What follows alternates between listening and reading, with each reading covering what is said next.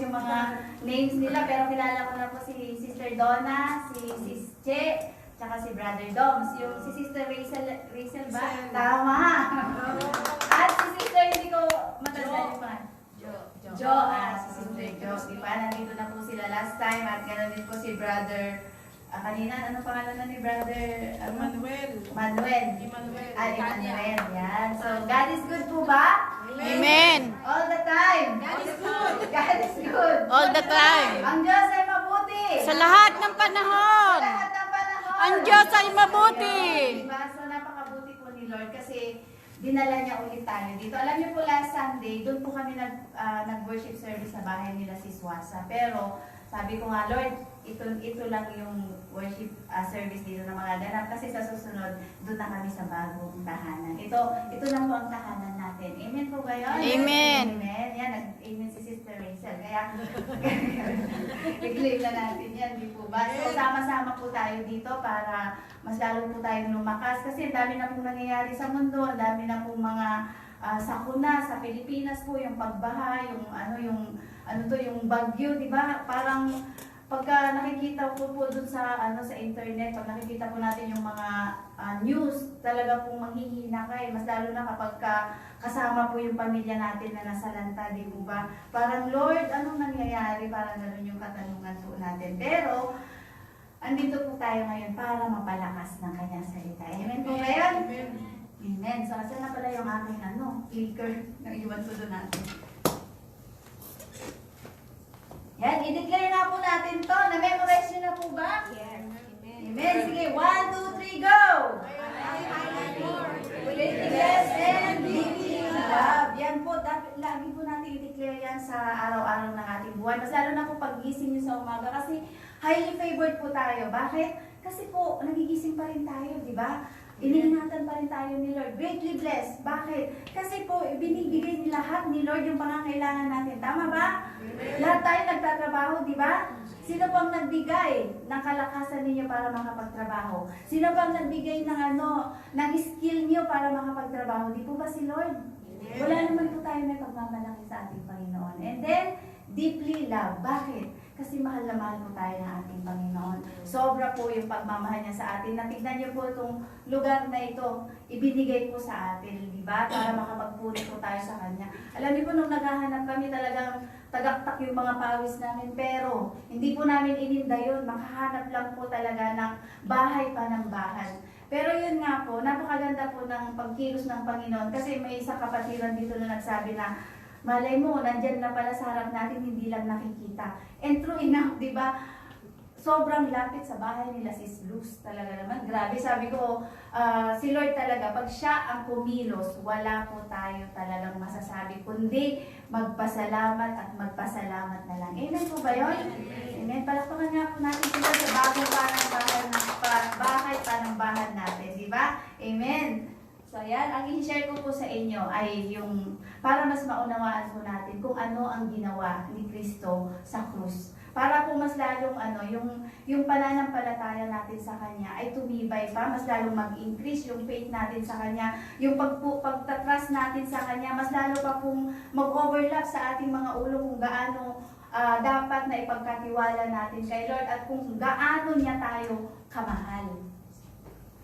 Ito po yung title natin, Jesus took your place so that you can take His. Ano bang ibig sabihin nito? Bakit Jesus took your place? Sabi niya, di po ba, si Jesus po, hindi po siya makasalanan. Wala po siyang ginawang kasalanan, ni hindi po siya nagkasala nung nandito siya sa mundo.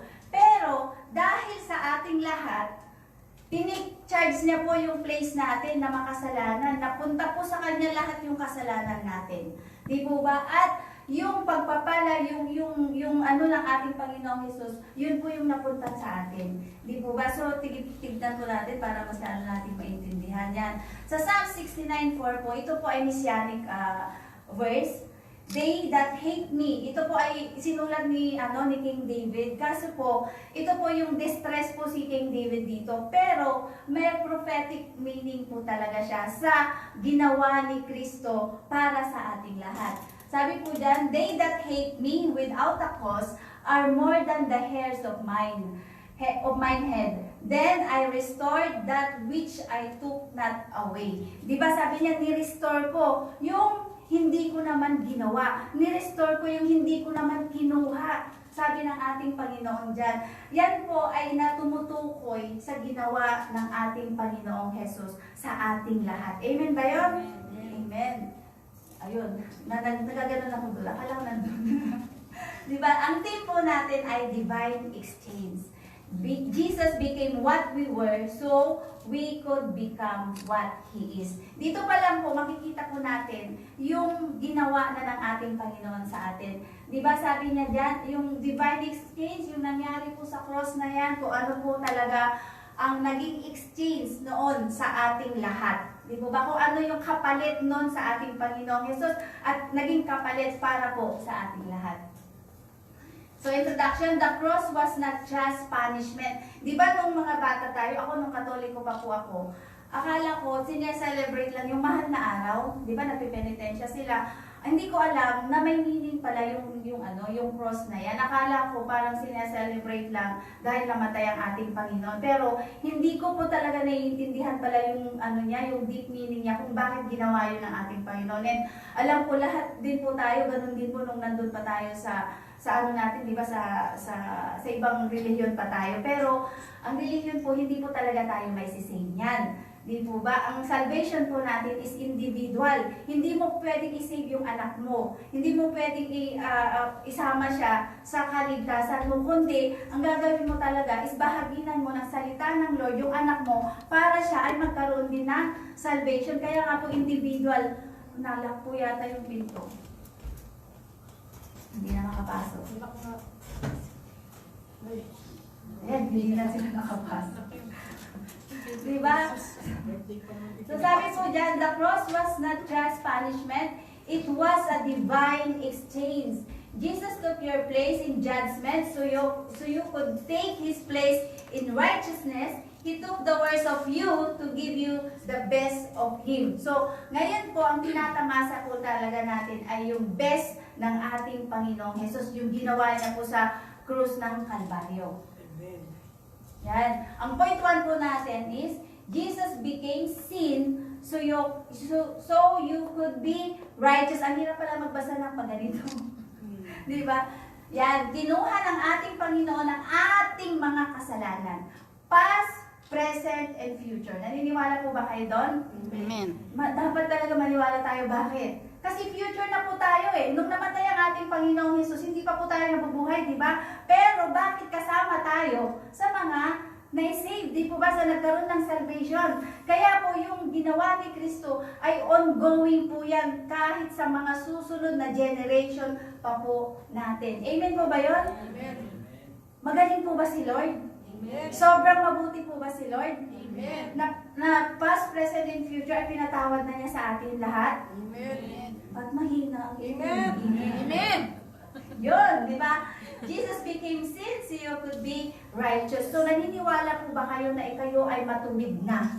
Amen. Amen. Kasi kapag po tinanggap natin ang ating Panginoong Jesus as our Lord and Savior, dapat po nauunawaan din natin na tinanggap na natin ang kanyang katuwiran. Alam niyo po ba na kaya tayo nakakalapit sa ating Diyos Ama ngayon dahil hindi na niya nakikita yung kasalanan natin. Alam niyo po ba kung ano nakabalot sa atin? Ang righteousness ng ating Panginoong Jesus. Yun na po yung nagko-cover sa atin. Kaya nga po, we can come boldly to our God the Father. Di po ba? Kaya ano pa lang sabi ko nga, napakabuti ni Lord kasi kung hindi niya to ginawa sa atin, hindi tayo makakalapit kasi ang titignan pa rin ng ating Diyos Ama sa atin ay yung mga kasalanan po natin at yung kasalanan na minana natin kay Adam at kay Eva. Tama?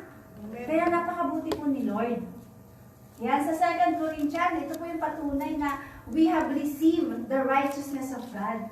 God made Him who knew no sin. Sino po yung Him? Yan po ay ang ating Panginoong Jesus. Diba? Si Father God, siya mismo yung ginawa niya si Jesus who had no sin, na walang kasalanan, na maging kasalanan para sa ating lahat. Amen ba yun? Nagkasala ba si Jesus?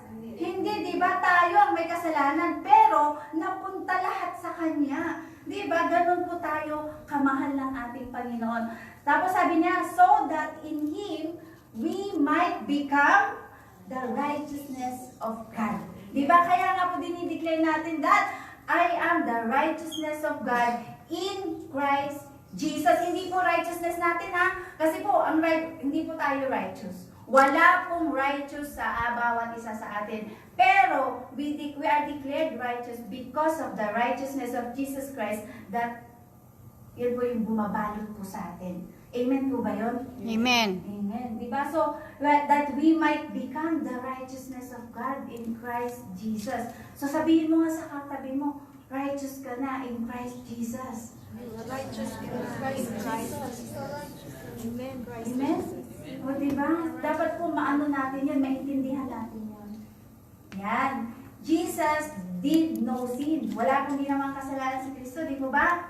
Naniniwala po ba kayo doon? Kasi kung may kasalanan po si Kristo, hindi po siya pwedeng ipako sa krus. Hindi po siya qualified na maging lamb natin, lamb offering. Kasi sabi nga po ni John the Baptist, di po ba, doon sa John 1:29, the Lamb of God who takes away the sin of the world, sabi po niya eh. So ibig pong sabihin, yung ano po natin, yung lamb natin na na-i-offer, dapat po walang blemish, walang kasalanan, walang sugat ang katawan, dapat po perfect siya. And si Jesus Christ na po yung perfect offering na naialay po sa atin. Amen po ba yun? Amen. Amen. Sabi po dyan, knew no sin. Hindi niya alam magkasala. And in Him was no sin. Wala din pong kasalanan sa Kanya. Yet, He was made sin on the cross. Bakit? Para sa ating lahat. Mahal po ba tayo ni Lord? Amen. Palakpakan na po natin si Lord. Amen. Yan. He was punished like a criminal. Diba? Though he was innocent. Alam niyo po, innocent po ang ating Panginoon. Nung ipinanganak pa lang po siya sa sabsaban, ano na po siya eh, sentensyado na po siya kaagad. At siya lang po ang ipinanganak na king. Wala na pong iba. Kahit basahin po natin ang buong Biblia, wala pong ipinanganak na king, kundi ang ating Panginoong Jesus lamang. Amen po ba yun? Diba? So, doon pa lang, sentensyado na siya eh. Alam na niya, nung nandun pa lang siya sa sinapupunan ni Mary, sentensyado na po siya para sa ating mga kasalanan. Diba napakabuti po ni Lord na parang sabi ko nga, pinanganak siyang king, pero nasintensyahan na siya na mamamatay para sa ating lahat. Diba? Pero napakabuti ni Lord kasi po, dahil sa pagmamahal niya sa atin, gustong-gusto niya po tayo maibalik sa Kanya na magkaroon ng relationship. Amen ba yun? So may relasyon po ba kayo sa ating Panginoon? Amen. Dapat meron. Amen? Amen. Yan. So, tayo po yon guilty. Diba? We the guilty are now declared righteous through faith in Him. So ngayon, dapat po, nananampalataya ka that you are righteous. Naniniwala ka sa Panginoong Hesus sa Kanyang ginawa sa cross ng Kalbaryo. Kasi po, kung wala kang faith, syempre, faith without action is dead, di po ba? So ngayon, ibig sabihin po niyan, we are declared righteous because of our faith. Sino po ang nag-i-increase ang pananampalataya dito? Every day. Nag-i-increase po yung tumataas lagi yung pananampalataya pag nagbabasa ka po ng Bible. Alam niyo po yun, talaga pong kinakausap po tayo ng Panginoon doon. Kaya mahalaga po talaga na magbasa tayo ng salita ng Panginoon para po mag-increase yung paniniwala, yung faith po natin sa Kanya. Hindi po tayo stagnant na Christian na hanggang dito lang yung alam ko, kaya hanggang dito lang ako. Huwag po. Dapat po mag-desire tayo more from sa ating Panginoon. Amen po ba yun? Amen. Ayan. Ito po yung patunay that we are declared righteous. Di po ba sabi po dyan, Romans 4:25, who was delivered up because of our offenses, dahil po sa ating mga kasalanan, and was raised up because of our being declared righteous. Amen ba yan? Amen. Amen, di po ba? Ibig sabihin po, diniklara muna tayong righteous bago po nag-raise up ang ating Panginoong Jesus. Ibig sabihin po na good job yung ginawa niya sa cross. It is finished. Tama po ba? Amen. Amen. Yan po yung patunay ha. Baka sabihin niyo, nagsisinungaling po ako. We are declared righteous. because of our Lord Jesus. Dahil po napunta sa Kanya lahat yung ating mga kasalanan. Yan. Isaiah 32:17. Ano po ang resulta kapag alam mong ikaw ay righteous because of our Lord Jesus Christ? Ano po yung magiging fruit nito? Ano po yung magiging overflow nito sa buhay po natin? Sabi po sa Isaiah 32:17, alam niyo po, isinulat po ito nung hindi pa nagkatawang-tao ang ating Panginoong Jesus. Pero nandito na po yung magiging resulta kapag po tayo ay aware that we are righteous because of our Lord Jesus Christ. Ano ba yung result? The result or fruit of righteousness will be peace. Nandun po yung kapayapaan. Kasi po, di ba, andun yung kapayapaan na nakakalapit ka na sa ating Panginoong Diyos Ama. Amen po ba yun? Amen, di ba? And the effect of righteousness, quietness and assurance forever. Bakit assurance forever? Kasi po, yung tinanggap nating righteousness sa ating Panginoon ay forever na po yan. Amen? Amen. Kasi we have an eternal God po yung nagbigay sa atin yan. Kaya po, hindi po yan mawawala sa atin. Pwera na lang po kung talagang tatalikuran mo ang ating Panginoon. Diba? So, gusto niyo po bang talikuran si Lord ngayon? Diba? Siyempre hindi. Diba? So, ang ganda po ng sabi niya, the result or fruit of righteousness, kapag tayo po lahat, alam na natin na righteous tayo, will be peace. Andun po yung kapayapaan. And then, the effect po of righteousness is quietness and assurance forever. Na kahit ano ang pinagdadaanan mo ngayon, you have peace. Bakit? Kasama mo ang ating Panginoon. Amen? Amen. Amen. Yan. Application. You don't have to prove your worth to God. Hindi po natin kailangan yung bang gagawin ko to para pagbalayan ako ni Lord, gagawin ko to para maligtas ako. Hindi po ganon. Di ba? Ang sabi po dyan, receive His righteousness and walk confidently as His child. Amen po ba yun? Di ba? Hindi po natin kailangan pagtrabahuan, kundi tanggapin po natin ang bukal sa loob po natin. Halimbawa po, may nagbibigay sa'yo ng regalo. Anong gagawin mo? Ay, hindi ko kasi yan, hindi ko deserve yan. Gaganon ka po ba? Di ba dapat tatanggapin mo ng bukal sa loob mo? Kasi gift po yun eh. And yung righteousness po na natanggap natin is a gift. Tama po? Kaya may nagbibigay sa'yo ng regalo, tanggapin mo ng buong puso.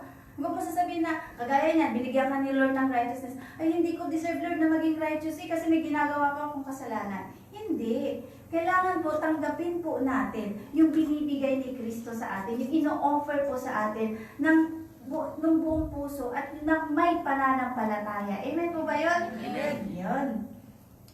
Ayan, number 2. Jesus was forsaken, so you could be accepted. Si Jesus po ay, ano po ba ang forsaken sa Tagalog?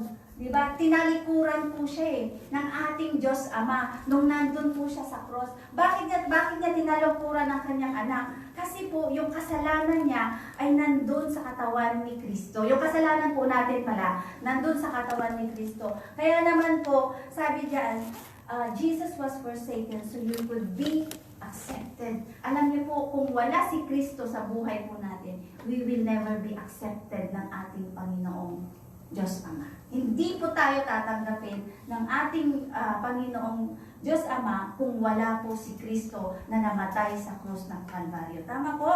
Amen. Diba? Kasi po, si Jesus lang po talaga, siya lang po talaga ang may gawa ng lahat. Kung bakit po tayo nakakapag-serve, kung bakit po tayo nakakatayo, dahil po yan lahat sa biyaya at sa pagmamahal ng ating Panginoon. Amen? Amen. Amen. Yan. Sa Matthew 27:46, sabi po dyan, And about the ninth hour, Jesus cried out with a loud voice saying, Eli, Eli, lama sabachthani. Sabi niya. That is, sa English po, my God, why have you forsaken me? Di ba sabi niya, Panginoon ko, Diyos ko, bakit mo ako iniwan? Bakit mo ako tinalikuran? Di po ba? Alam niyo po, dyan lang po sinabi ni Kristo, yung my God. Basahin niyo po ang Synoptic Gospel from Matthew, Mark, Luke, and John. Hindi po tinawag ni Jesus ang kanyang ama ng God. Dito na lang po niya tinawag nung nabayubay na po siya sa cross. Bakit na sinabi yan? Kasi po, dyan po, nawala na po yung relationship ng father and son. Nawala na po eh, dahil sa ating mga kasalanan na nandun sa katawan ni Kristo, na pinanish nyo. Kumbaga, lahat po ng galit ng Panginoon napunta sa ating Panginoong Jesus because of us. Di ba? Mabuti ba si Lord? Di ba? Na amazing po yung ginawa ng ating Panginoong Jesus sa krus ng Kalbaryo. Amen po ba yun? So dapat po ino-honor po talaga natin ang ating Panginoon with our time, with our talent, and with our treasure. Pahalagahan po natin yung mga yun. Alam niyo po, wala po talaga tayo may pagmamalaki kay Lord eh. Yes, sa Romans 8:15 sabi po dyan, for you did not receive the spirit of bondage again to fear. Kasi po, di ba, nung time po ni na Moses, andun po yung spirit of bondage, di po ba? And but you received the spirit of adoption by whom we cry out, Abba, Father. So, ang ibig pong sabihin nito, ano yung adoption? Inampon. Yan. Inampon po tayo ng ating Panginoon. At ngayon po, we can call Him Abba, Father. Or Tatay, Daddy, Papa. Yun po dapat yung itawag natin sa Kanya ngayon. Kasi, alam niyo po, throughout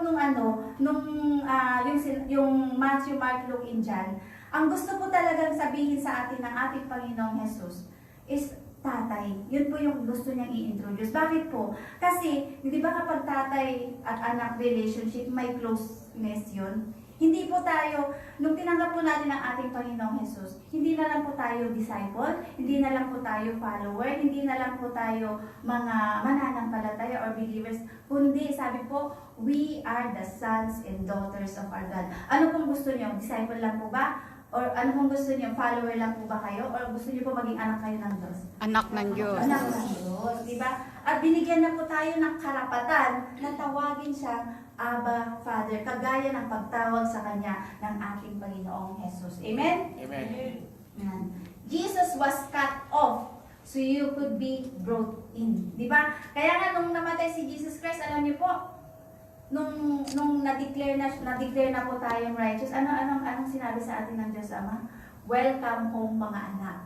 Di ba tayo pong mga tumanggap sa ating Panginoong Jesus? Alam niyo po, welcome po tayo ng ating Diyos Ama kasi po, yun po yung time na magkakaroon na po tayo ng relationship sa Kanya. Kung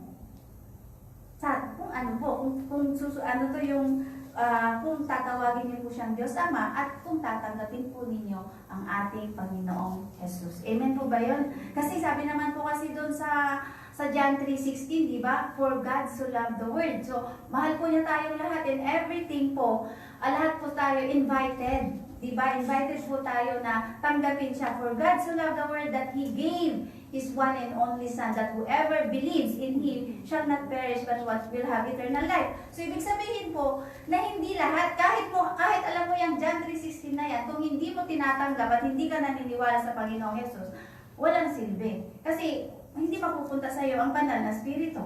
Di po ba? Nasa outside pa rin po yung Holy Spirit. Magkakaroon ka lang po ng Holy Spirit kapag tinanggap mo na po ang ating Panginoong Jesus. Amen po ba yun? Amen. Yan. At the cross, He lost the Father, Son, intimacy so you could call Him Abba, Father. Hindi nakita yun.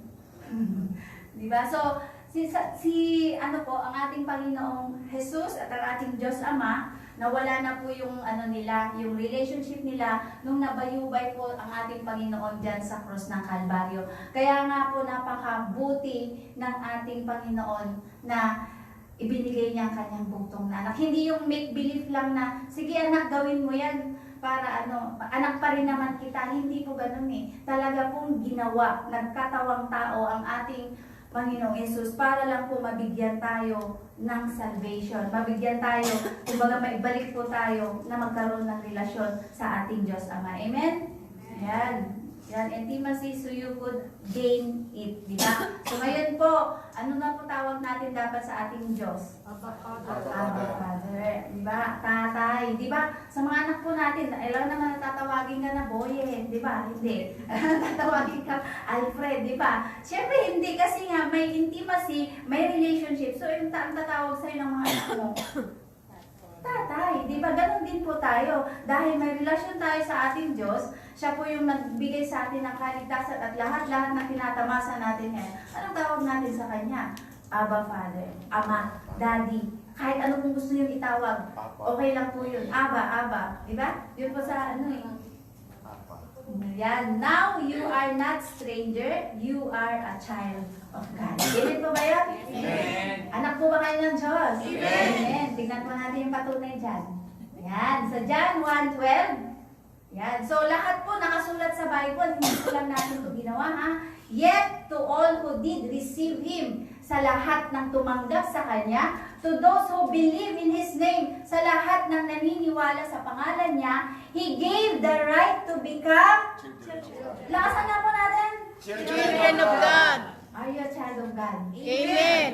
Anak ka po ba ni Lord? Amen. Amen. Di ba? Yan po, klaro po yung sinasabi dyan na lahat ng tumanggap, lahat ng naniniwala ay magkakaroon ng ng relasyon sa ating Panginoon, kaya naman tatawagin tayong children of God. Amen? Amen. Yan. So, dapat po alam natin na tayo ay anak ng ating Diyos. Amen po ba yun? Memorize po natin yan. Sino pong gusto mag-memorize niyan? Amen. Amen. Ay, yung pinaka-memorize ko po sa inyo, na-memorize nyo na po ba? Pagka-igsi-igsi lang po nun, ah. Yan. Application po natin, when you feel rejected, kasi di ba mga tao minsan nire-reject tayo, hindi tayo pinapansin, or alone, remember you are accepted and loved.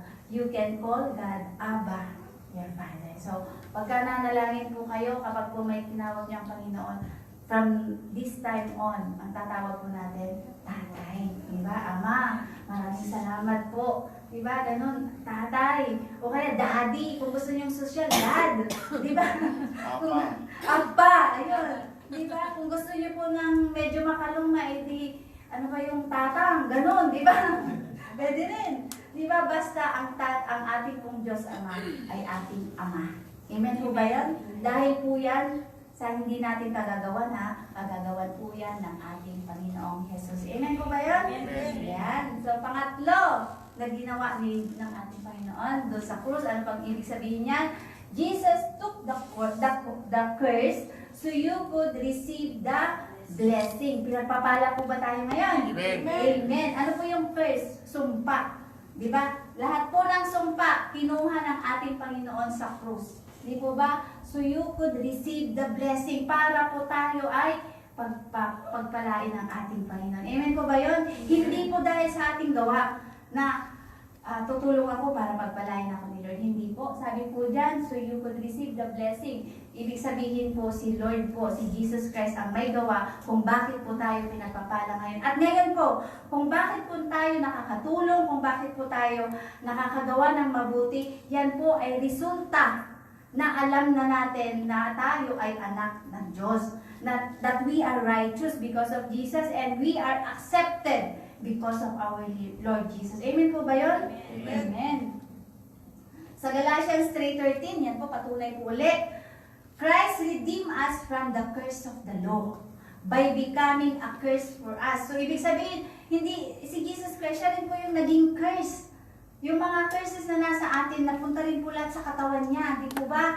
Becoming a curse for us. Sabi niya, for it is written, curse is everyone who is hanged on a tree. Eh di po ba si Jesus Christ, ano po yan? Di ba tree or kaya cross ang tawag po dyan? Nakasulat po kasi sa Bible, tree, yung puno or yung cross. Pero pareho pong made in sa wood, di po ba? Sa sa puno, parehong made lang sa kahoy. Di po ba? So, yan po sabi niya, curse is everyone who is on a tree. Ganun po noon. Di ba? Kapag naihang ka po sa tree, ibig sabihin isa ka pong sumpa. And naging sumpa ang ating Panginoon because of us. Di ba? Napakabuti po ba ni Lord? Amen. Nawala ng sumpa sa atin dahil napunta na lahat sa Kanya. Amen? Amen. Amen. Sabi, Christ redeemed us from the curse of the law. Ano po yung law na sinasabi po dyan? Di po ba? Ito po ay, tayo po kasi, we are under the grace of God. Hindi na po tayo under the law. Kasi pag under the law po tayo, we have to follow all the instruction. We have to follow all the laws, yung commandments ng ating Panginoon. At hindi po, wala pong makakasunod noon. Diba? Yung sa 10 commandments na lang po tayo. Sino po ang nakasunod doon? Kahit nga po sa Bible, sino po nakasunod ang ating Panginoong Jesus lamang. Di po ba? Kahit sila Moses, sila Jacob, sa mga under the law, wala pong nakasunod noon. Kahit sila Joshua, sila Caleb, wala po, hindi po nila yan nasunod lahat. Di po ba? So, kapag po gusto nating maging under the law, isundin po natin lahat yung commandments ng ating Panginoon. Gusto niyo po bang maging under the law or under the grace of God? Under the grace of God. We are favored, di po ba? Yun po yung highly favored na sinasabi. Di ba? Na tayo ay highly favored ng ating Panginoon, kaya nga po, under grace po tayo. And gusto niyo po talagang maging under the law, sundin po natin lahat ang Ten Commandments. Lahat ng may susulat sa Biblia. Amen po ba yan? Hindi, amen. Hindi amen. Hindi po natin kayang sundin. Yes. Ang law. Hindi. Alam niyo po, yung law, binigay yan ni Lord. Ano po yan mabuti ang law. Banal po siya. Kaso po, kaya binigay yan ni Lord sa atin para ipakita sa atin na tayo ay makasalanan in need of a Savior. Tama po? Kasi hindi po natin masusunod yan. Sino po makakasunod dito? Sige, mag-raise ng hands. Yan. So sa James 2:10, yan po ha. Sabi po dyan, for whoever shall keep the whole law, and yet stumble in one point lang, pag stumble ka, hindi mo masunod ang isa, he is guilty of all. So ibig sabihin, gusto niyo po bang maging under the law of God? Di ba sa Moses law, gusto niyo po? Di ba? Kasi sabi po niya, napakaklaro po He stumbled in one point, he is guilty of all. Isa lang na hindi mo masunod, ikaw ay guilty na. Bakit? Kasi po, yung whole law na yan, ginawa po yan ng ating Panginoon di po ba? So kailangan po, susundin mo po talaga lahat. Di po ba? Pero, ang pinakamaganda po ngayon na nangyari sa atin, finulfill na po yan ng ating Panginoong Jesus lahat. Di po ba? Sabi nga niya, di ba na, I have not come to abolish the law, but to fulfill it. Ibig sabihin, lahat po yan sa law ay finulfill na ng ating Panginoong Jesus. Kaya naman po, we are living under the favor, under the grace of God. Amen po ba yun? Kaya nga, undeserved favor, undeserved po talaga yung kasi makasalanan po tayo, but because of our Lord Jesus Christ, we receive His righteousness, we are accepted, and we can call Him Abba Father, and ano pa po. Diba? So yun po yung at yung curse, tayo po ay wala ng curse, kundi blessing na lang forever yung binibigay sa atin ng Panginoon. Amen po ba yan? Amen. Next. Jesus took the full punishment of sin, wrath, curse, and death. Lahat po yan napunta sa katawan ni Kristo para sa ating lahat. Ganun po niya tayo kamahal. Kaya naman po, alam niyo pala, halagahan po natin yung kapag may mga Bible study po tayo, kapag may mga naisusulat po dun sa ating group chat, mag-amen po kayo. Kasi alam niyo po, pag nag-amen kayo, hindi naman po yung nagsulat nun yung magbe-benefit. Kayo din po mismo. Amen po ba yun? May nabibless nga po ako dito kasi sabi niya, alam mo, Pastor, hinihintay ko lagi yung pagpo-post ng Word of God so as a GC natin kasi nabibless ako dun Tapos tinitignan ko siya sa Bible, sabi niya ganyan. Di ba? Kaya po yung salita po ni Lord, mas importante po yan dapat kaysa sa ano pa man. Amen po ba yun? Kaya next time po, mag may Bible study tayo, attend po kayo. Amen. On time po. Di ba? We honor God with our time. Hindi lang po sa treasure, hindi lang po sa talent po natin, but sa oras po natin. Alam niyo po, yung dito na lang sa church, no example, alas 3 po yung umpisa. At alas 2 po yung practice. Ibig sabihin po, honor God with your time. Ibig sabihin, bago pa mag-alas 2, dapat nandito ka na. Tama? Kung mahal po natin ang Panginoon at kung alam po natin kung gaano niya tayo kamahal, i-honor po natin siya sa time, talent, and treasure natin. Amen po ba yun? Amen. Wala na pong excuses na kasi may gagawin pa ako kasi ganito. Di po ba? Si Lord ba nag-excuse siya nung namatay siya sa krus ng Kalbaryo para sa'yo? Hindi ba hindi? Binigay niya yun as a gift sa ating pong lahat. Amen po ba yun? Amen. Amen. So yan, nag-amen kayong lahat. Kaya matin kayo ng Bible study sa Sabado, ha? Maganda sa beach yun. Yan. So, Proverbs 10:6, ano po sabi dyan? Blessings are on the head of the righteous. Sino ang righteous? Tayo. Di po ba? We are declared righteous. Kaya naman po, ang blessing ay nasa ulo na po natin. Amen? Amen. Amen ba yan? Alam niyo po, basahin niyo po yung Deuteronomy 28, 1-14, kung hindi pa ako nagkakamali. Lahat po ng blessing na yan, you are qualified. Bakit? Kasi po, si Lord Jesus, finulfill na po niyang lahat para sa atin. Kasi doon sa Deuteronomy 28 po na yan, hindi po natin yan. Kasi sabi doon, obey His commands. Diba? Para po pagpalain ka ng Panginoon. Pero, dahil po inobey na lahat ni Lord, He fulfilled everything for us, si Jesus Christ. Kaya naman po, we can claim every blessing na nasa Bible. Amen po ba yun? Amen. Masaya po ba kayo nakakarinig yung good news na to? Amen. Ako, nung ginagawa ko to, masaya ako eh. Dahil sabi ko, wow Lord, grabe itong Deuteronomy 28, i-claim ko to talaga Lord. Kasi you have fulfilled everything for me. Inobey mo na lahat para sa akin, Panginoon. Kaya naman, Lord, itong pagpapala, ito mapapasa sa akin lahat. Alam niyo po, parang ano po yun eh. Declaration po talaga yun para sa pamilya, para sa ating business, para sa ating mga anak. Kaya basahin po natin. Assignment niyo po yan, Deuteronomy 28. Until 1-14 yata yun, or 1-15. Deuteronomy. At alam niyo po, yung 15 to pababa, lahat po yun, curses. From 65 po yata. So, biruin mo, 1-14 lang po yung blessing, pero yung down pa, puro na po yung curses. At hindi po yun para sa atin. Amen? Amen. Yan. So, in return, you receive His blessing, peace, favor, and access to the Father. So, ito na po talaga yung na-receive natin. Meron na po tayong pagpapala, pinagpapala po tayo everyday ng ating Panginoon. Meron po tayong kapayapaan kasi po lagi natin kasama si Lord. Kahit na may problema, be anxious for nothing, protect your peace. Why? Because God is with you. He is for you. Di po ba? He is not against you. Amen po ba yun? Di ba? I will never leave you nor forsake you. Sabi nga ng ating Panginoon. Ang favor, grabe, kahit hindi po natin deserve pagpalain ng Panginoon, pero ang favor po niya overflowing. Kaya nga po, highly favored po tayo and access to the Father. Ngayon po, pwede na tayong magkarelasyon sa ating Diyos Ama. Amen? And natutuwa po ako kasi lahat naman po tayo may relationship sa ating Diyos Ama. Amen po ba yan? Amen. Lahat naman ninyo. Amen. Parang si Brother Monching lang pinakamalakas ang amen. Siya lang yata may relasyon sa ating Diyos Ama. Diba? His sacrifice opened the way for you to walk in His grace. Amen? Kaya nga po, we are living under the grace of God. Kung wala po ang biyaya ni Lord, wala po tayo. Tingnan niyo po ito. Yan, sa John 1:16, ano po dyan? For from His fullness, we have all received grace upon grace upon grace. Every day po yan, nare-receive natin ang biyaya ng ating Panginoon. Ongoing po yan. Amen po ba yun?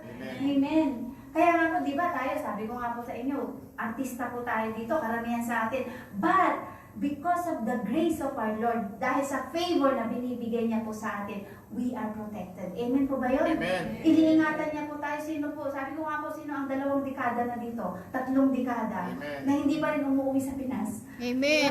Yan. O nag-amen yung ating pinaka-nanay. Pinaka-bata, di ba? Ayun, ang ibig pong sabihin yan, o yan, di ba? Grace upon grace. So, this is a continuous receiving of grace, implying a process of growth and transformation. Kaya nga po, lahat po tayo, di ba? Hindi, wala naman pong nagsimba ng isang beses, tapos nagbago na kaagad, di ba? Hindi po eh. Ang sabi po dyan, a process of growth and transformation. Habang nakikilala mo ang Panginoon, habang doon nadideepen yung relationship mo sa Kanya, nagkakaroon po ng growth, nagkakaroon po ng transformation. Halimbawa, umiinom ka dati ng isang case, ngayon, kalahating case na lang, ganun, di po ba? Dati naninigarilyo ka, isang kaha, ngayon kalahating kaha na lang. So may transformation po doon. Dati nanonood ka ng pornography, ngayon paminsan-minsan na lang. So may transformation pa rin po doon. Tama po? Amen. Amen, di po ba? Kung minsan lagi kang late sa church, pero pag Lagi late pa rin. Di ba? Walang transformation yun. Late pa rin. Di ba?